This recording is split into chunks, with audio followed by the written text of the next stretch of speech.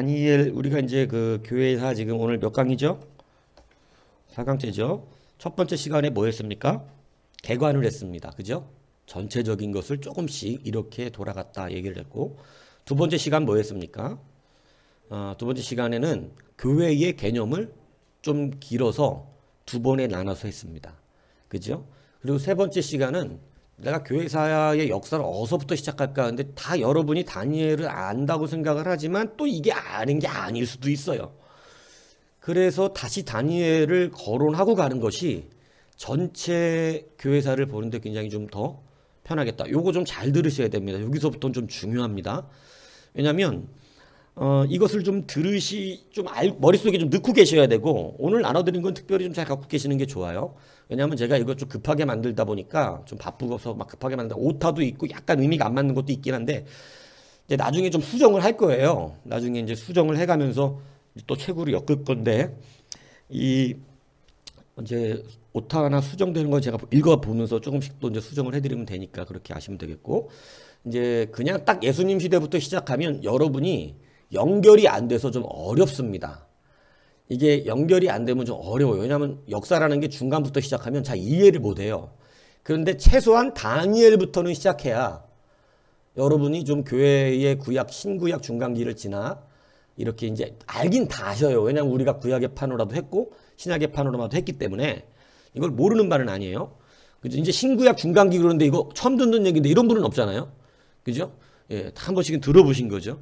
그러니까 다니엘부터 정도 해야 예수님 시대의 배경이 이해가 될 수 있겠다, 이렇게 생각이 들어서 제가 아주 친절하게 다니엘부터 하는 겁니다. 예, 여러분들을 배려한 거죠. 다 안다 이렇게 넘어가질 않고 알지만 다시 한번 이렇게 믿습니다. 예. 자, 다니엘을 보세요. 다니엘 그 첫 장. 자, 다니엘의 예언이 있었어요. 다니엘의 예언 아시죠? 느부갓네살이 금신상 꿈을 꾸죠. 금신상 꿈을 꾸고 나서 굉장히 그것 때문에 이제 힘들어하고 괴로워할 때에 다 죽여버린다 그러잖아요. 막 그 술사들과 내 꿈을 맞춰라, 해석해라 그러는데 꿈을 말해주지 않고 느부갓네살이 꿈까지 맞춰라, 그죠? 그래서 꿈까지 맞춰라 이렇게 이야기하면서 다 못하잖아요. 근데 그걸 누가 해내요? 그걸 다니엘이 이제 하나님 앞에 기도하여서 하나님이 똑같은 꿈을 꾸게 하시고 그 해석의 능력을 주셨죠.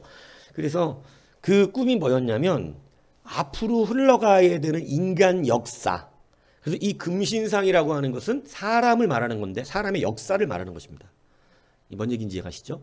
그래서 인간 역사의 이 부분들을 다니엘의 그 해석을 통해서 어떻게 흘러갈 것인지 하나님이 이미 예언을 하신 거예요.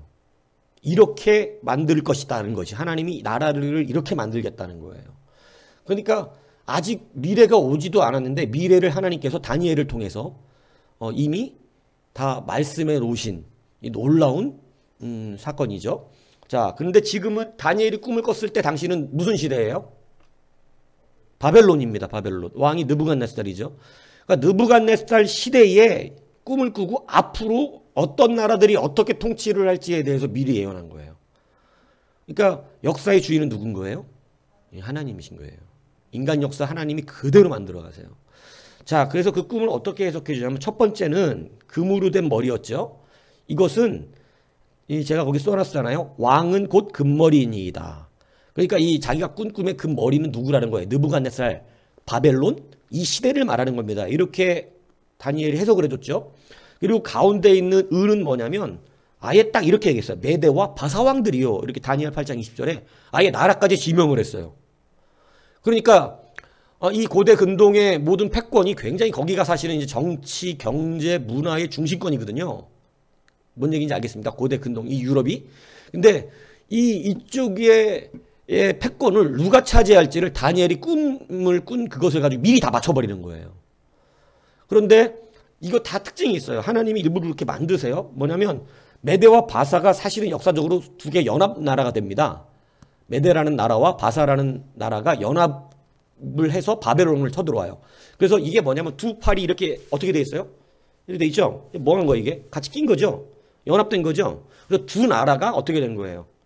같이 연합되었다. 이렇게 표현되는 거예요. 그래서 메대와 바사가 은을 상징한다. 이거 다니엘이 예언한 거죠. 자, 그리고 그 다음에 나라가 또 일어나는데 그때는 동해 나라죠. 그때 뭐라고 말하면 헬라 왕이요. 이렇게 아예 딱 헬라가 메대와 이 바사를 물리치고 헬라가 이곳에 패권을 차지할 것입니다.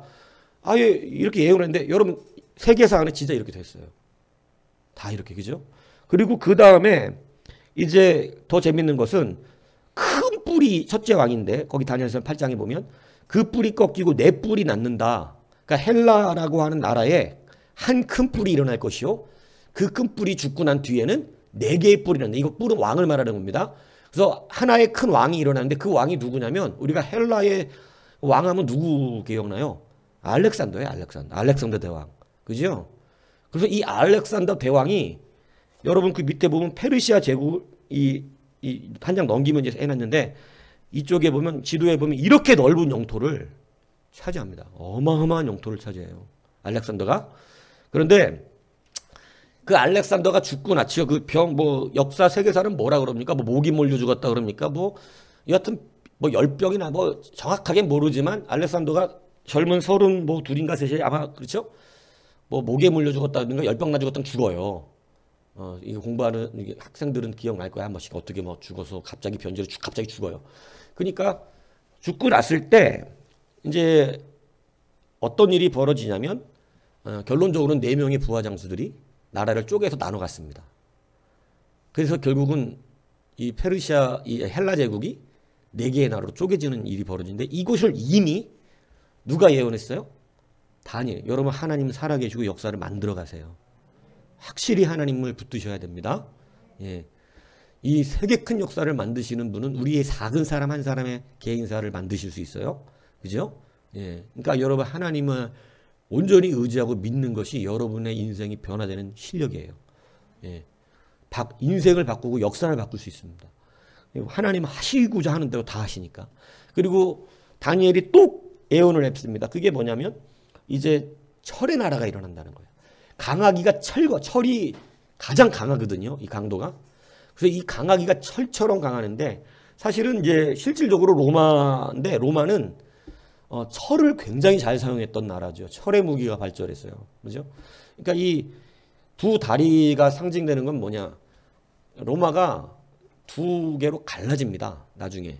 여러분 세계사를 보면 동로마와 서로마로 갈라져 버려요. 그래서 두 개의 철과 같은 로마가 양쪽으로 갈라짐에 대해서 이렇게 말을 하고 그리고 이제 마지막으로 그 철의 나라 로마가 다 망가지면서 이제는 이렇게 패권을 지는 것이 아니라 흙과 쇠가 같이 섞여 있는 조금 강한 나라도 있고 이제 약한 나라도 있고 이렇게 해서 나라들이 다 흩어지게 되는 분산되는 열왕의 때 열발가락 그죠?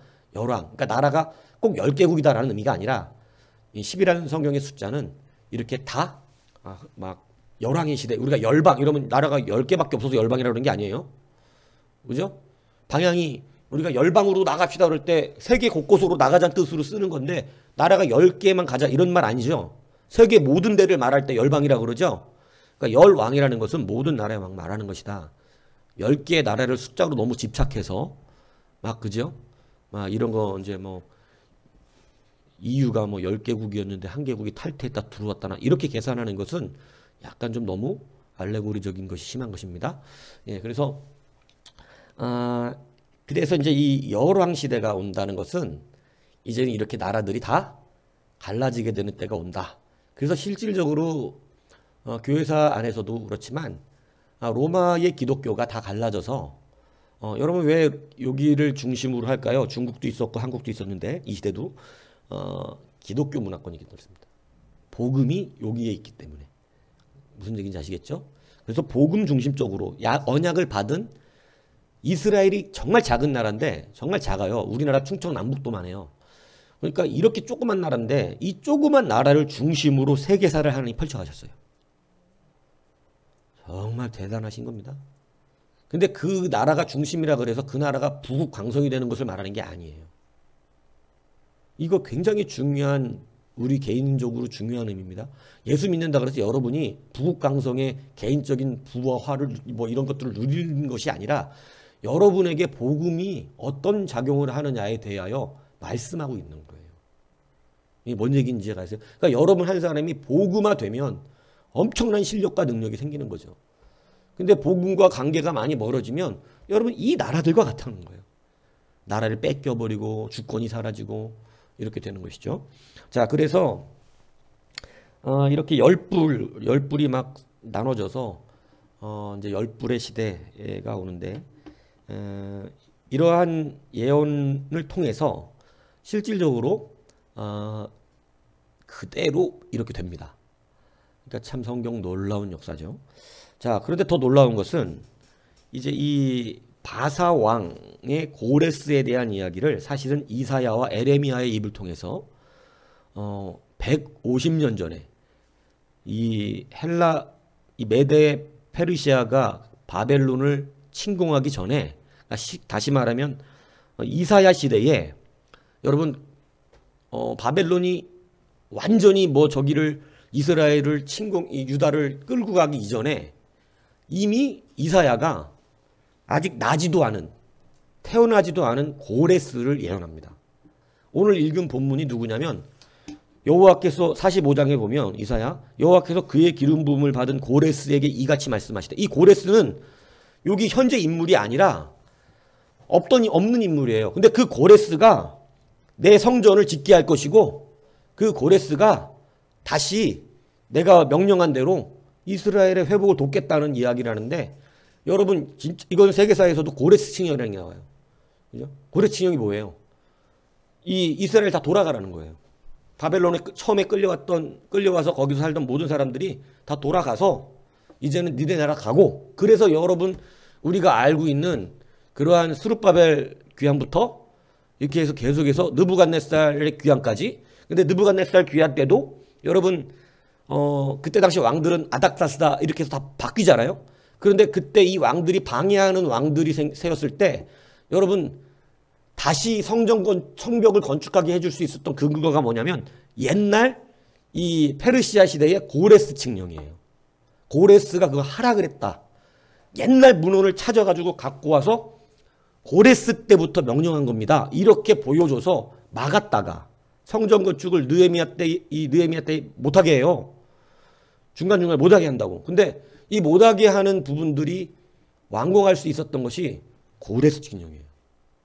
그러니까 하나님 말씀하신 그것이 어떻게 돼요? 그대로 다 역사에 이루어지는 거예요. 여러분 말씀을 붙드시고 말씀대로 사시기 축복합니다. 자, 그래서 이것이 다니엘이 예언한 것인데 이 예언한 대로 다 됐어요. 정말 여러분 하나님은 무서우시고 두려우신 분입니다. 원하시는 대로 만들어 가세요. 예. 자, 근데 인간들은 이런 말을 듣고도요, 이 왕들이 이걸 안 믿습니다. 안 믿어요. 이렇게 된다고 아무리 얘기를 해놨어도 느부갓네살도 안 믿어요. 교만해가지고. 그냥 자기 그 앞에서만 잘 살면 되는 줄 알아요. 그렇지. 그래서 망하는 거였거든요, 사실은. 예. 자, 이제 이러한 다니엘의 예언과 성취로부터 시작해서 이제 처음 일어나는 메데와 페르시아가 바벨론은 BC 539년에 무너뜨립니다. 성경에는 느부갓네살의 아들이었죠. 메네멘의 대겔 우바르신 그 나오던 때에 무너지는 것으로 성경을 기록을 하고 있죠. 예, 그래서 이렇게 무너지고 나중에 이 메데와 바사가 페르시아라는 이름으로 통일이 돼서 그러니까 이제 바사가 원래 페르시아예요. 페르시아. 바사라는 이름이. 바사가 페사. 뭔 얘기 하겠습니까? 같은 말이네요. 페르시아와 바사가 같은 겁니다. 자, 그래서 이 메데와 바사가 페르시아로 이제 결국 하나의 나라로 연합이 되었습니다. 그러면서 고대 근동을 이렇게 통치했어요. 그죠? 그런데 이 페르시아가 뭐 영원히 갈 것 같지만 결국은 208년 있다가 다시 이제 알렉산더 대왕으로 표기가 되는, 대표되고 있는 헬라. 이 헬라가 페르시아를 어떻게 해요? 다 무너뜨려 버립니다. 그죠? 그래서 무너뜨리고 뭐 알렉산더 대왕이라고 할 때만 해도 뭐 영원할 것 같았죠. 그런데 결론적으로 이 185년 이렇게 넓게 통치하게 되는데 다니엘이 예언한 것처럼 한 뿔이 났는데 그 한 뿔이 이제 이쪽이에요. 한 뿔이 알렉산더예요. 이 알렉산더 대왕은 정말 뭐 엄청난 나라들을 다 이렇게 차지를 했는데 결국은 갑자기 알렉산더가 죽고 나니까 이제 이 후계자 디아도키라는 뜻인데 이 디아도키를 찾죠. 내가 알렉산더 대왕의 후계자다. 이렇게 해서 이제 디아도키 시대가 오는데 이 디아도키 시대가 오면서 이 안티고누스가 사실은 자기가 후계자라는 개념으로서 이 헬라를 거의 막 이렇게 차지하고 있었는데 이 사람이 입수스의 전쟁에서 죽습니다. BC 301년에. 그러면서 이제 이 디아도키 시대가 후계자 시대가 끝나고 이제 그 알렉산더 밑에 있었던 네 개의 대표적인 충성스러웠던 이 장군들이 있어요. 거기 이제 이름 써놨어요. 그래서 이 충성스러운 장군들이 결국은 어떻게 하냐면 네 개의 지역으로 서로가 나라를 쪼개고 자기들의 힘만큼 자기들이 가지고 있던 그 힘, 군사력만큼 쉽게 얘기하면 그리고 지키던 영역만큼 쪼개서 가져갑니다. 자, 그런데 이게 좀 중요합니다. 자, 한번 이거 한번 틀어보세요. 자, 그 지도에 여러분 지도를 보시면 되겠고 내려보세요. 쭉쭉 내리고 자, 여기 보시면 지도 보이시죠? 자, 이 지도에 보면 이것도 참 크게는 좀 잘 안 보이네요, 그죠? 네 개의 나라로 이제 어떻게 쪼개지냐면 나중에 제가 지도를 다시 한번 책을 엮을 때는 첨부를 좀 다른 지도로 해야 될 것 같은데 자, 왼쪽 위에 보면 마게도냐 있죠? 그죠? 마게도냐 그쪽이 뭐 여러분들 그쪽 마게도냐 쪽으로 해서 이렇게 아시아 바로 직전까지 동그라미를 쭉 치시면 됩니다. 그러면 거기가 뭐냐면 카산더 지역이에요. 거기가.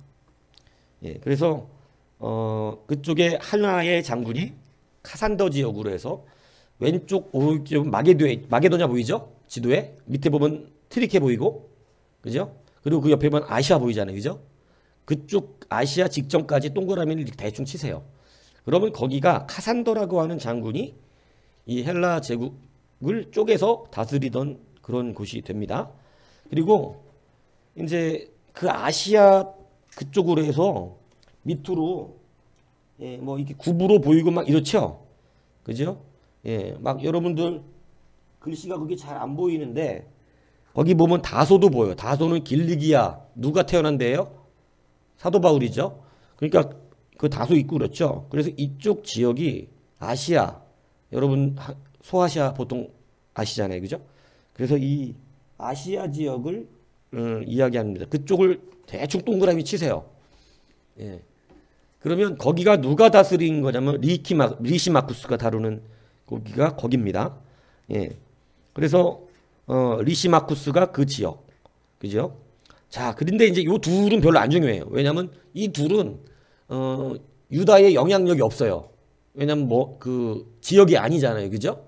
그런데 이제 지금 두 왕조는 프톨레미 왕조라고 하는 그게 뭐냐면 밑에 이집트 보이죠? 이집트하고 나바테아로 해갖고 쭉 그 지중해 알렉산드리아 이렇게 예루살렘 보입니까? 글씨? 예, 저도 잘 안 보여요. 예. 근데 거기 보이긴 하시죠? 알렉산드리아 옆에 예루살렘 이렇게 써져 있잖아요. 그죠?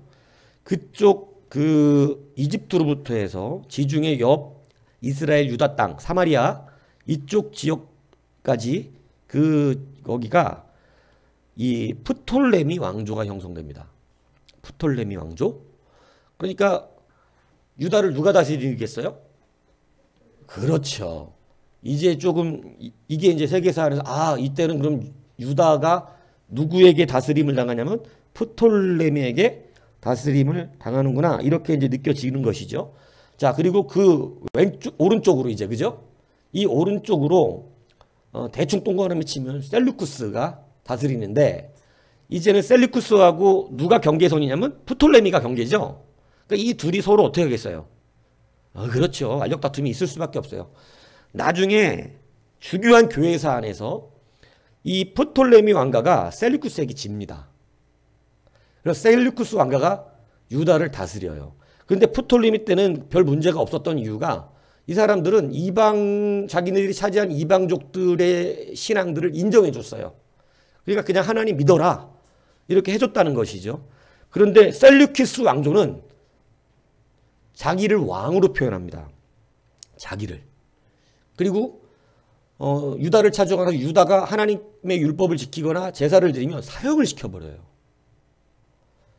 셀류키스 왕조가. 그래서 이 셀류키스 왕조가 유다를 다스리면서 이 셀류키스 왕조가 다스리면서 헬레니즘 문화를 강압적으로 자꾸 넣고 세금을 부과하고 막 이 성전의 보물까지 뺏어가고 막 이제 이렇게 하니까 여러분 이스라엘 백성들이 이 뭐 웬만한 정치적인 것에는 그냥 참아요. 근데 이 이스라엘 백성이 곤조가 하나 있죠. 뭐 건드리면 안 되죠? 여호와의 신앙을 건드리면 안 돼요.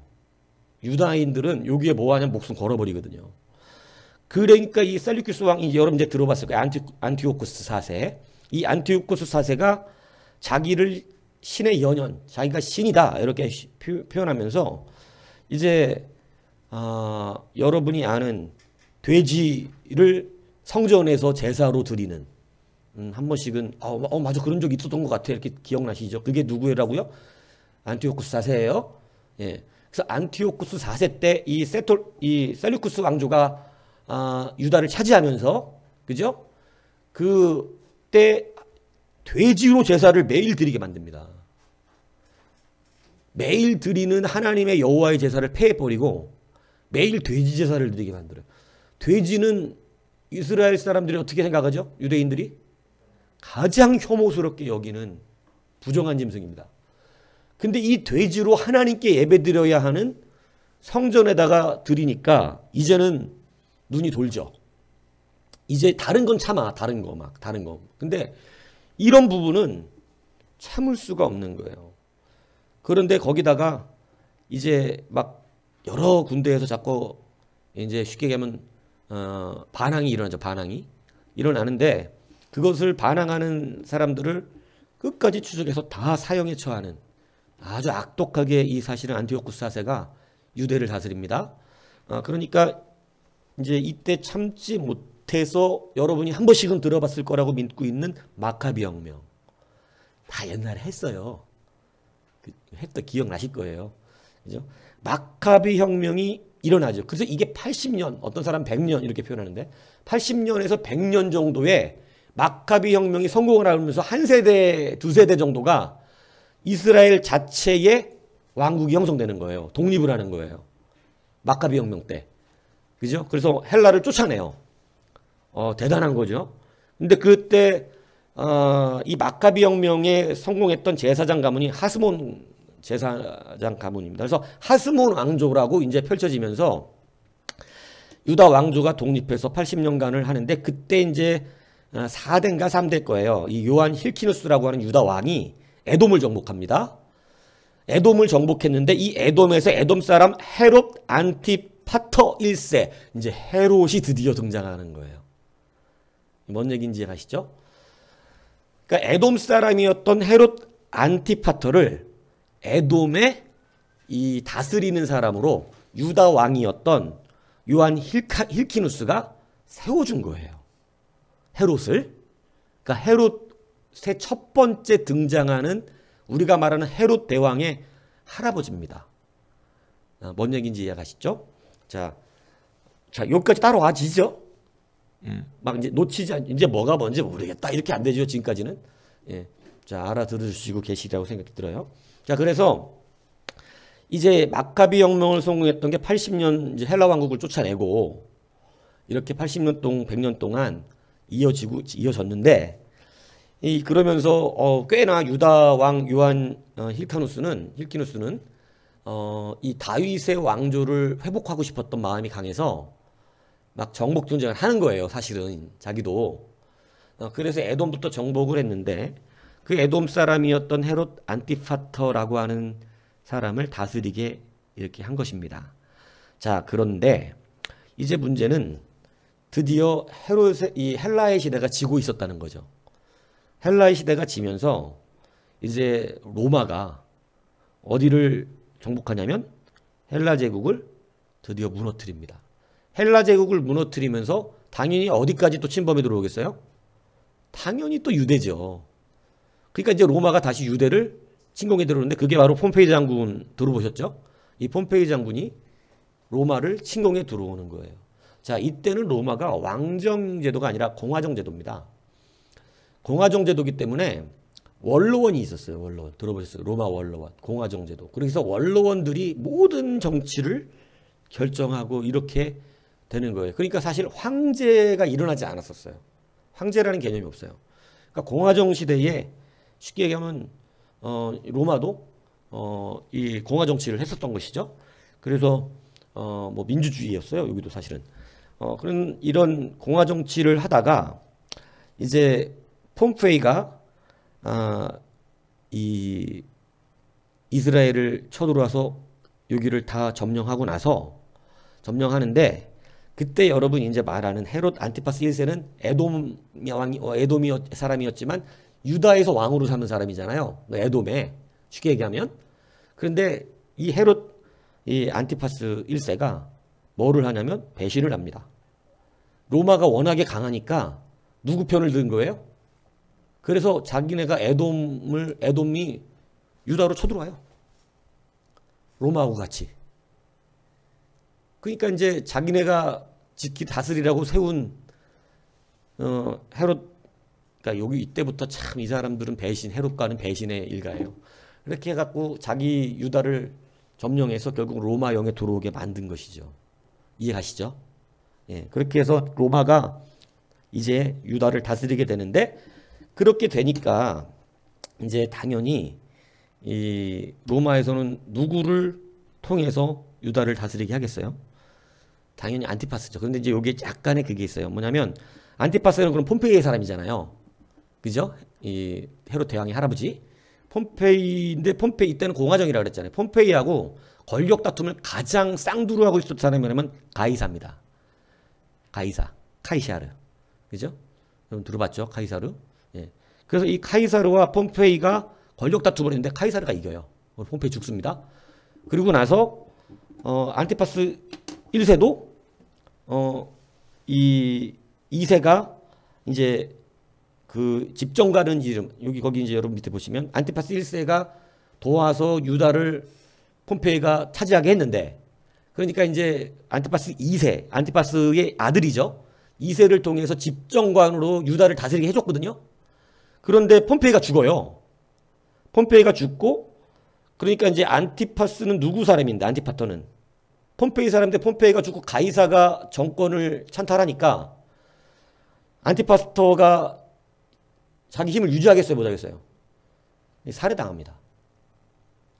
그러니까 안티파스 1세, 2세가 다 헤롯 살해를 당해요. 그러니까 이제 드디어 이제 우리가 잘 알고 친근한 그죠? 안티파터까지만 안 친근하잖아요. 누구야 이 사람들. 근데 헤롯 대왕 예수님 때 별을 보고 찾아온 동방박사와 이야기했던 헤롯 대왕 그 헤롯 대왕이 애굽으로 도망가요. 진짜 이 사람들은 아주 대단해. 애굽으로 도망갔다가 다시 로마에 들어가서 로마 원로원에다가 로비 활동을 합니다. 자기가 자기 할아버지 아버지 때부터 유다를 다스렸다. 그러니까 원래는 유다의 다스림을 당하던 사람들이에요. 근데 유다를 다스렸다. 그러니 나를 유다를 다스리게 해달라. 이렇게 해서 많은 로비 활동하고 돈 주고 뭐 막 아부첨하고 이래가지고 언로원이 그를 유다의 왕으로 임명해 줍니다. 그래서 유다의 왕으로 임명돼서 로마 시대에 유다의 왕으로 임명돼서 온 게 누구냐면 헤롯 대왕이 시작이 되는 거예요. 이제 이해 가시죠? 그런데 이 헤롯 대왕이 이렇게 이제 왔다가 여러분 로마가 이제 또 새로운 국면을 맞이하게 됩니다. 뭐냐면 가이사르는 제가 거기 조금 이제 나중에 수정해서 드릴게요. 이 아구스토라고는 어린 이때 당시 어렸어요. 근데 아구스토라고 하는 어린 사람에게 자기의 후계 궤도를 만들어 놨어요. 그런데 그때는 이제 안토니우스 그리고 레피스루스라고 하는 그 동맹입니다. 이 세 사람이 쉽게 얘기하면 로마를 가이사가 죽고 난 뒤에 가이사가 갑자기 죽거든요. 근데 그 죽으면서 이 세 사람이 그 이제 삼두체제라 그래요. 로마의 그 세계사 하는 삼두체 한 번씩 들어보셨죠? 삼두체자 그래서 이 세 개의 이제 강력한 정치 세력들이 삼두체제로 로마에 서 있게 됩니다. 그런데 가이사가 죽고 나니까 가이사의 죽은 다음에 유언장에는 아구스토를 후계자로 삼는다 이런 유언이 남아 있었어요. 그러니까 이제 가이사가 살해를 당했다 이런 이제 설이 있잖아요. 그러니까 이제 이 아구스토가 어린데도 불구하고 젊은데도 불구하고 군대를 일으킵니다. 그래서 여기 재밌는 세계사 있죠. 안티오쿠스가 로마의 강력한 이 실세였는데 클레오파트라랑 결혼하죠. 클레오파트라 아시죠? 클레오파트라. 애굽 여왕이잖아요. 애굽 여왕 그죠? 세계 그 클레오파트라 콧대 하나로 역사가 바뀐다는 그 클레오파트라 그죠? 그런데 이제 이 클레오파트라와 같이 연합을 해요. 그런데 아구스토가 격파해 버립니다.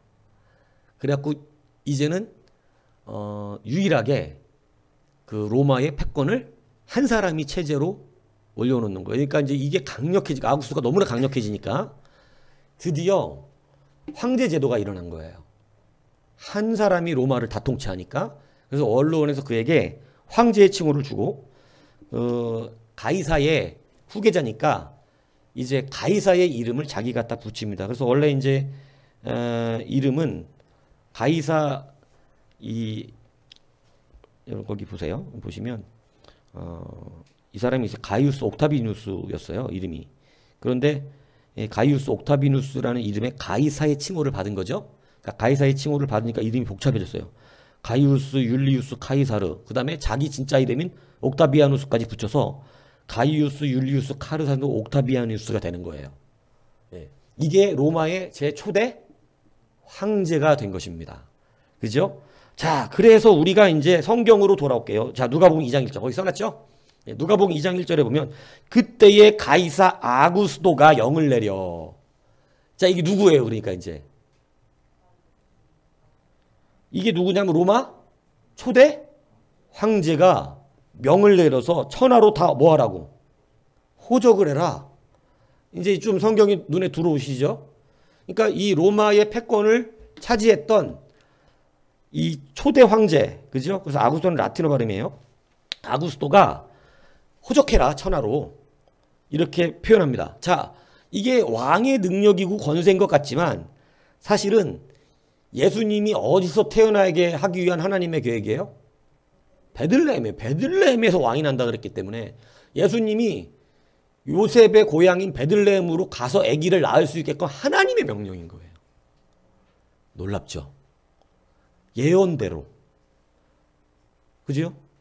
너 베들레헴아 작은 거울이 아니다 막 이렇게 표현되어 있는 이 하나님이 말씀하신 예언대로 예수님이 베들레헴에서 태어나기 위해서 로마의 초대 황제였던 사람의 마음을 그렇게 만지신 겁니다.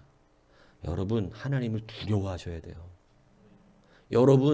여러분을 갑자기 도와주게끔 어떤 사람의 마음을 바꿔주실 수 있어요. 뭔 얘기냐? 저게 갑자기 왜 저걸 갑자기 나한테 하라고 그러지? 왜 나한테 물려주지? 왜? 저도 놀랬거든요. 저도 제 인생 안에서 전혀 생각하지 못했던 나는 거기에 지금 아무런 연고도 없는데 갑자기 내가 그 자리에 올라갈 수 있는 게 왜 가능한 줄 아세요? 하나님이 사람의 마음을 변화시켜요. 하나님이 답이에요. 주님을 붙드셔야 돼요. 자꾸 여러분의 방법 해봐야 하나님은 여러분의 방법을 쓸 때 일부러도 더 틀으신다니까.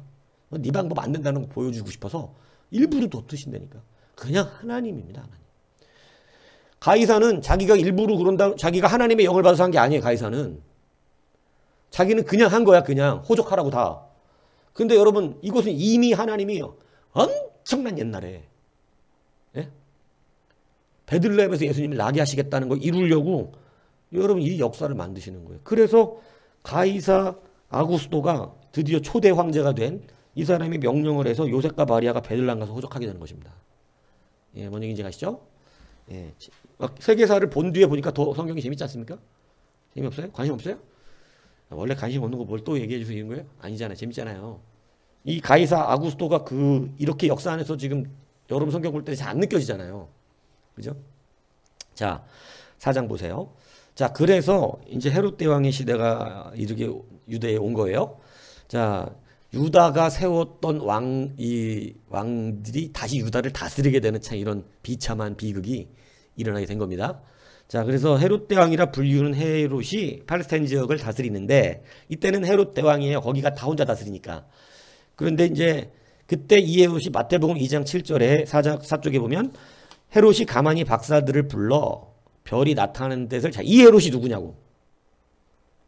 헤롯 대왕이에요. 이해 가시죠? 그러니까 예수님이 태어나던 시대에 유다의 분봉왕으로 있던 사람이 헤롯 대왕이에요. 그죠? 헤롯가의 세 번째지요. 세 번째 왕. 예. 자, 그래서 나중에 이 예수님을 만난 동방 박사에게 꿈에 현몽하지 않아요. 그죠? 그래서 그리 가지 말라고 이렇게 하고 그다음에 이제 요셉에게도 말하죠. 헤롯이 아기를 찾아 죽이려고 하니까 아기와 그의 어머니를 데리고 애굽으로 피하여 있어라. 이렇게 해서 이제 헤롯 대왕이 예수님을 왜냐하면 유대인의 왕이 났다 그랬잖아요.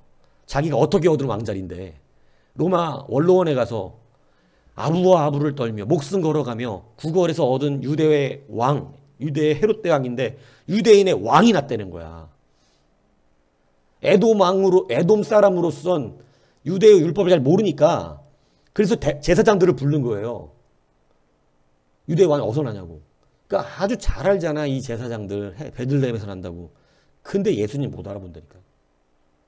참 말씀대로 사셔야 됩니다. 예. 그러니까 이 헤롯이 그렇게 물어보던 이 헤롯 대왕이 바로 이 헤롯이니까 유대 왕을 못 견디 자기가 유대 왕 누가 왕이야 막 가만 못 두지 막. 그래서 2살 아래 애기들 다 어떻게 해버려요. 다 죽이는 이때 벌어지는 것입니다. 이제 이게 정치적인 배경이에요. 자기가 지금 어떻게 얻은 왕인데 유다 왕이 태어나면 내 말 안 듣잖아. 그죠? 그래서 이제 재밌던 것은 여러분 이제 자기가 유대인의 왕인데 유대인들 싫어해요. 왜냐면 자기네 민족도 아니고 그죠? 그러니까 이 로마 원로원이 어떻든 잘 봐가지고 헤롯을 32년 동안 왕이 되게 하는데 이 헤롯이 그래서 유대인들에게 좀 인기를 누리려고 무엇을 하냐면 예루살렘 성전을 지어줍니다. 여러분 아시죠?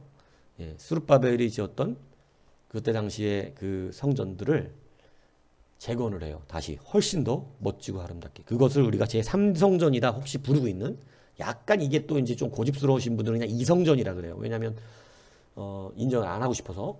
그런데 여하튼 제3성전이라고 불리우는 헤롯 성전이 이제 드디어 지어지는데 이것은 헤롯이 죽은 뒤에도 계속 지어졌어요. 워낙에 멋지게 크게 화려하게 지었기 때문에. 그래서 헤롯 성전을 지어줬어요. 그러니까 이스라엘 사람들이 헤롯을 좋아해 안 좋아해? 안 좋아해. 예. 성전만 좋아해. 예. 그러니까 자기 원래 싫어하는 사람한테 뭐 사준다고 안 좋아해. 그것만 좋아해. 사준 것만. 예. 잘 알아야 돼 인간관계도 우리가. 예. 그러니까 여러분 헤롯이 성전을 지어줬지만 성전을 굉장히 사랑합니다. 그렇지만 헤롯을 싫어해요. 여전히. 예. 자 그렇지만 이 성전이 AD 64년에 완성이 되는데 예수님이 그랬거든요. 성전 위에 성전 돌 하나도 남지 않을 것이라고. AD 70년에 로마 티투스 장군이 돌아오면서 진짜 돌 위에 돌 하나도 남기지 않고 예수님 말씀하신 대로 이 헤롯 성전도 다 무너진 게 헤롯 성전이에요. 그죠? 완공된 지 뭐 한 6년밖에 안 지났는데 그렇게 돼버린 것이죠. 자, 그래서 헤롯이 이렇게 이제 32년간 통치하다가 BC 4년에 죽게 됩니다. 자, 그 이 헤롯이 죽게 되면서 이제 헤롯의 아들들이 있어요. 아들들이 많아요. 근데 이 아들들이 있는데 이 아들들을 헤롯의 후계자로서 세 아들들을 유대 그 이스라엘 팔레스타인 지역을 분할해서 다스리게 됩니다. 물론 이것은 로마의 재가를 받아야 돼요. 왜냐하면 로마가 세우는 거기 때문에.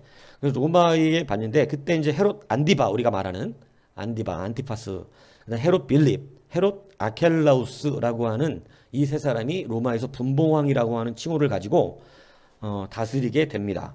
자, 오쪽을 보시면 지도가 있어요. 같이 한번 보시면 되겠어요. 오쪽을 한번 보세요. 자, 오쪽에 보면 지도 있죠? 거기 이제 색깔로 표시됐어요. 자, 보시면 빨간색이 헤롯 아켈라오가 지키고 있는 데죠. 예.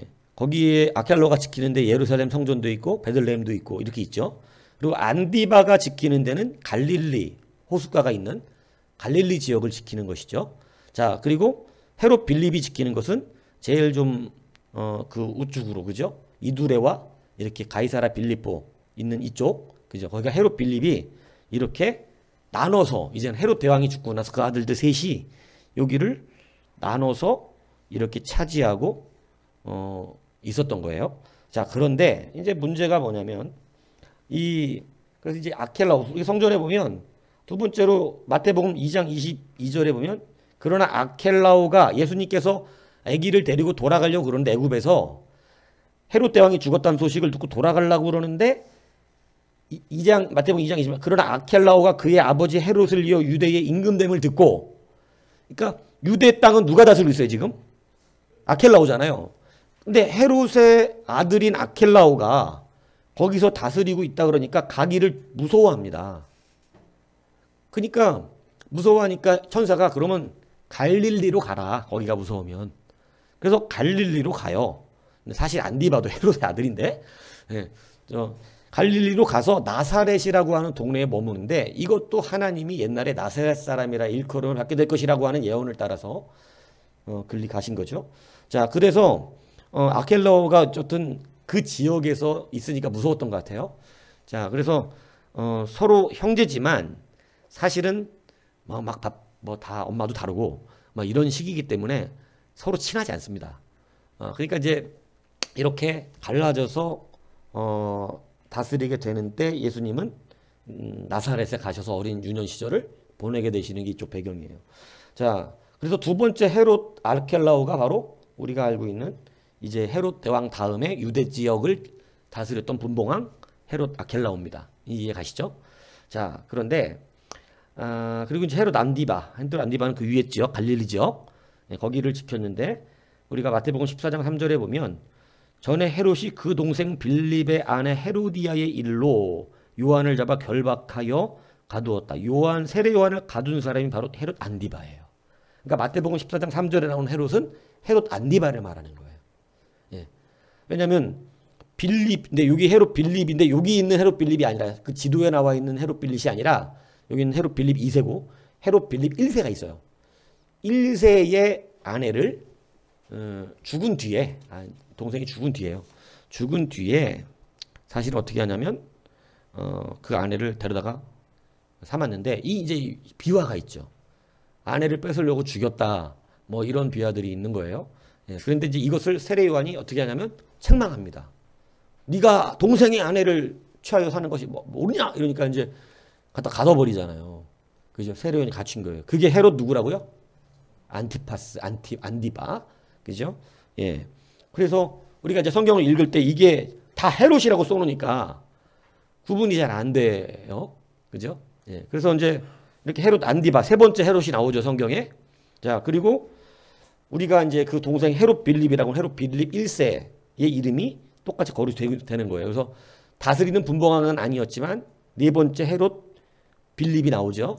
이렇게 해서 이제 네 명이 나오게 되고요. 자, 그리고 이때에 아켈라오가 유다의 그 지역을 너무나 강포하게 이렇게 잔인하고 폭력적으로 정치를 합니다. 그러다 보니까 참다 못한 유대인들이 사두개파 출신의 대표날만들을 보내서 로마 황제 아구스도, 그죠?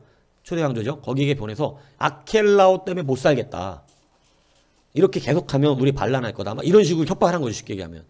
근데 여러분, 아무리 나라가 너무 큰데 로마가 이 반란이 자꾸 일어난 거 힘들잖아요. 그러니까 아켈라오를 어떻게 하냐면 쫓아내버려요. 아켈라오를 쫓아내버리고 거기에 드디어 이제는 분봉왕을 두는 게 아니라 이 유대 지역을 누구를 파송하냐면 총독을 파송합니다. 로마가. 로마인이죠, 총독은. 그러니까 이제 분봉왕으로 세우는 게 아니라 로마인, 그러니까 물론 이제 로마인이라고 하지만 이제 야만인일 수도 있어요. 자, 그래서 로마에 속해져 있는 로마의 사람들을 총독으로 드디어 유대 지역은 어떻게 하는 거예요? 보내기 시작한 거예요. 예, 그래서 총독이 오는데 그때 이제 최초의 총독으로 온 사람이 기사 계급의 기사로 있었던 코프니우스가 로마 유대의 1대 총독으로 오게 되는 것입니다. 자, 그러면서 나중에 유다의 빌라도가 6대 총독으로 파견돼요. 6대 총독. 자, 빌라도가 6대 총독일 때 헤롯 안디바는 갈릴리 지역의 분봉왕이죠. 그러니까 지역이 달라. 다스리는 지역이. 그래서 유다 총독인 빌라도와 헤롯 안디바는 서로 경계선을 짓고 다른 지역을 서로 관할하면서 지키고 있었던 거예요. 이해 가시죠? 자, 그러니까 예수님을 심판할 때, 예수님을 고소해서 심판할 때 빌라도에게 좀 데려가거든요. 예루살렘에 있으니까 데려가서 빌라도에게 데려갔더니 빌라도가 예수님께 물어봐요. 어디 사람이냐고. 그러니까 자기 갈릴리 나사렛 사람이다 그러니까 갈릴리 나사렛? 그러면 누구 관할해 거기는? 헤롯 안디바잖아요. 그러면 걸리 가라는 거예요. 거기 가서 재판받으래. 내 관할이 아니니까 걸리 가라. 이래서 그때 헤롯에게 보내는 거예요. 이때 헤롯이 헤롯 안디바예요. 예, 이해 가시죠? 예. 아, 어렵다. 그냥 왜 성경은 빨리 이렇게 써놨어야 되는데 나중에 성경 보면 또 몰라요. 이게 헤롯 안디바인지 아킬라온지. 예, 헤롯 대왕인지. 이거 그래서 잘 갖고 한번 숙지시켜 놓으시는 게 좋다는 거예요. 자, 그래서 헤롯 안디바에게 예수님을 보내잖아요. 심판하라고. 그죠? 근데 그때 이제 헤롯 안디바는 예루살렘에 있었다고 되어 있어요. 자, 그런데 헤롯 안디바도 예수님을 보고 싶었어요. 왜냐면 갈릴리에서 자기네 지역인데 갈릴리에서도 뭐 세례도 주시고 갈릴리 바닷가 잔잔케 하시고 바닷가에 설교도 많이 하시고 그러는데 못 봤어 아직까지 예수님을. 그러니까 보고 싶었긴 했는데 고소가 들어오니까 예수님을 보고 성경에 나오는 막 수만 가지 뭐 기적을 한번 행해보라고 마술 보여주세요 막 이런 식이잖아요. 그러니까 그렇게 막 예수님 보고 뭔가 좀 보라보고 막 이리저리 뭐 말씀도 들어보다가 이렇게 하다가 내가 볼 때는 예수님을 두려워했을 거예요. 헤롯 안디바도. 왜냐하면 세례 요한부터 무섭거든요. 왜냐하면 헤롯 안디바가 예수님이 기적과 이적을 행하고 다닌다 그러니까 누가 다시 부활한 거라 그랬어요? 세례 요한이 두려워하고 있었어. 그러니까 헤롯 안디바는 하나님을 두려워해요. 그런데 세례 요한을 죽이고 난 뒤에도 지금 두려워하고 있었는데 왜냐면 무서워서 안 죽이고 있었거든요. 근데 헤로디아가 딸을 시켜서 세례 요한 목을 베게 했는데 그거 두려워하고 있었던 사람인데 예수님이 나타나 기적과 이적을 나타내니까 예수님에 대한 두려움이 있었어요. 세례 요한이 부활한 것이다. 그런데 자기한테 와서 죽여달라 그러는 거예요. 유대인들이 예수님을. 그러니까 죽이고 싶어요? 안 죽이고 싶어요? 못 죽이는 거예요. 두려운 거예요. 그러니까 막 이것저것 막 기적도 바라보고 막 이렇게 궁금해 하긴 했었지만 다시 자기가 심판하고 싶지 않으니까 누구에게 보내는 거예요? 다시 빌라도에게 보냅니다. 예, 뭔 얘기인지 아세요? 그러니까 빌라도 보고 재판하라고. 그래서 빌라도에게 온 거예요. 그게 다시 그래서 왜냐하면 왜 왔다 갔다 하냐면 다스리는 지역이 다르기 때문인 거예요. 이 개념을 알고 이제 성경을 보면 아, 왜 이렇게 왔다 갔다 했는가 이제 아시겠죠? 예. 자, 그렇게 해서 왔다 갔다 하면서 이제 예수님이 빌라도에게 결국은 재판을 받게 되어진 것이죠. 자, 한 장 넘기시면 제가 거기 일부러 헤롯의 가계도를 써놨는데 해상도가 좋지 않아서 좀 글씨가 잘 안 보이지만 그래도 뭐 그냥 구분할 정도는 보여요. 자, 거기 대충 보시면 나중에 압니다. 자, 그리고 아그리빠 1세가 나오는데 이 헤롯 집이 조금 보면 복잡한 게 보세요. 그 맨 밑에 보면은 아그리빠 1세, 2세 이제 지금 이거 이제 얘기하는 거니까 아그리빠 1세 보이죠? 예, 아그리빠 1세가 이제 사실은 이 로마 황제 칼리쿨라, 이제 칼리쿨라라는 황제가 나중에 세워지잖아요. 이 칼리쿨라의 어린 시절부터 친구입니다. 이 아그리빠 1세가. 그러니까 이제 칼리쿨라가 자기가 이제 황제가 되니까 자기의 친구였던 아그리빠 1세를 이제 헤롯 빌립이 죽어요, 나중에. 그러니까 헤롯 빌립이 죽는 그 지역을 누구에게 분봉왕으로 세우자면 자기 친구였던 아그리빠 1세에게 세워준 거예요. 그랬다가 이제 칼리쿨라는 아그리빠 1세가 친구니까 제일 친할 거 아니에요. 그러니까 그 다음 2년 있다가는 이제 헤롯 안디바가가 지키고 있던 그 지역까지 줘버리고, 그리고 그로부터 1년 뒤에는 이제 원래 분봉왕은 어쩌 총독들이 다스리는 그 지역까지 싹 줘서 드디어 유대의 헤롯 대왕이 했었던 것처럼 유대 전체를 헤롯 아그리파 1세가 유다의 왕으로서 이제는 분봉왕의 개념을 이렇게 하나 나눠온 왕이 아니라 따로 다스리지 않고 이 팔레스타인 전체를 다스리는 왕이 되는 거예요. 네, 이해 가시죠? 자, 그래서 충이 먹어 죽으니라 한 헤롯이 누구냐면, 헤롯이 막 연설을 하잖아요. 연설. 베드로 잡아 죽이고 야고보 처형시킨 헤롯이 바로 이 헤롯 아그리파 1세예요. 네, 이해 가시죠? 이제 유다의 전체 왕이 된 거예요. 그래갖고 이 헤롯이 잡아 베드로를 죽이려고 그러는데 기도해갖고 베드로 막 살아나오잖아요. 그래갖고 막 간수들 다 죽이라고. 헤롯 아그리파 1세. 성경은 그냥 헤롯이 이렇게 해놨지만 헤롯 아그리파 1세입니다. 그러고 나서 나중에 저기를 하죠. 연설을 했더니 이건 신의 소리다 이렇게 얘기하니까 막 하나님께 뭐를 영광을 돌리지 않아서 하나님이 그를 치니 충이 먹어 죽으니라 이렇게 돼 있잖아요. 그게 바로 이 헤롯 아그리파 1세인 거예요. 예, 이해 가시죠? 자, 그래서 이제 헤롯 아그리파 1세가 죽으니까 그의 아들 헤롯 아그리파 2세가 드디어 왕이 됐어요. 다시. 근데 이때는 왕이 이렇게 지났지만 이미 총독을 계속해서 파견하고 있었기 때문에 이때도 총독이 있었어요. 그게 누구냐면 베스도. 우리 알죠? 벨릭스의 후임으로 온 베스도. 이때는 여러분이 알다시피 이때는 사도 바울이 가이사에게 상소를 하잖아요. 그러니까 가이사에게 상소를 하니까 가이사를 로마 황제에 이제 치고가 됐어요. 그러니까 로마의 황제는 다 가이사, 최초 가이사의 이름을 다 따서 로마 황제는 가이사라고 칭호를 해요. 그러니까 이제 가이사를 이 상소를 하니까 로마 황제 앞에 가서 재판을 받겠다 그러니까 그러기 전에 어떻게 재판을 알아봐야 될 때 그 재판을 했던 유대의 왕이 이제 로마 총독이 이 베스도였는데, 그죠? 그 베스도가 신문을 하다가 아그리파 2세가 오잖아요.